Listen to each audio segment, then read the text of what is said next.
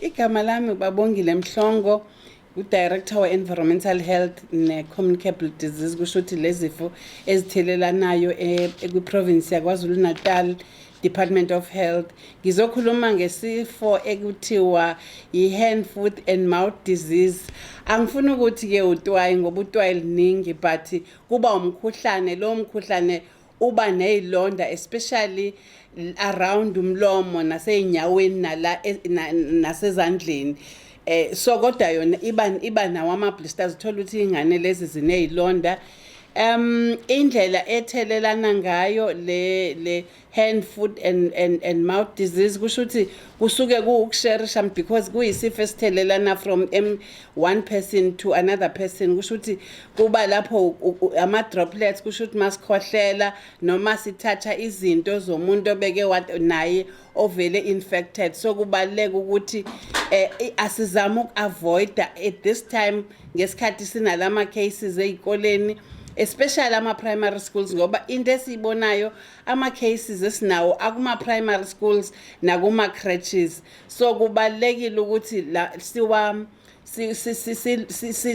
sizame ukulona ukuqinisekisa ukwenza sure ukuthi iy'ngane azishare ama-toys and ama-surfaces lana siyawa-clean. Akusho ukuthi sibuyela some of izinto ebesizenza ngo-COVID, lapho sasithi akugezwe izandla, akuklinwe ama-surfaces lawa asherwa yingane.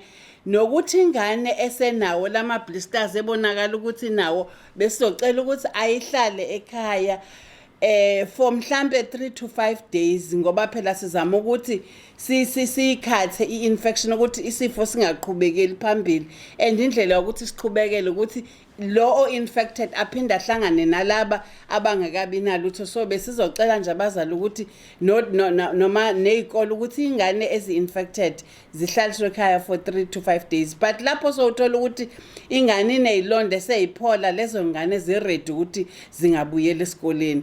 Nokuthi ke mhlambe umbuzo uzothi how many cases bangake sesinabo la KZN. Singasho ukuthi sina 36 ama-cases, and lama-cases esinawo ku northern part of eThekwini Metro. Kusho ukuthi leli side labo Mhlanga nabo Phoenix ilapho esinama-cases khona. And kwamanje ngoba isifo lesi si-attacka iy'ngane ezincane, so even this time around ama-cases esinawo akuma-primary schools nakuma-creches.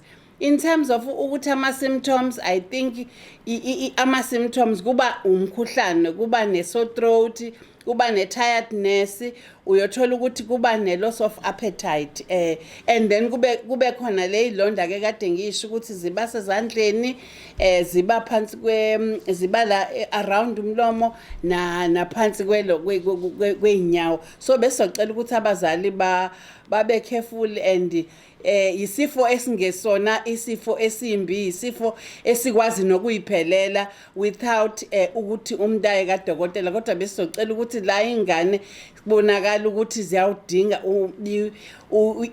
i-treatment, asambe siye kumtholampilo wethu siyothola usizo. Siyabonga.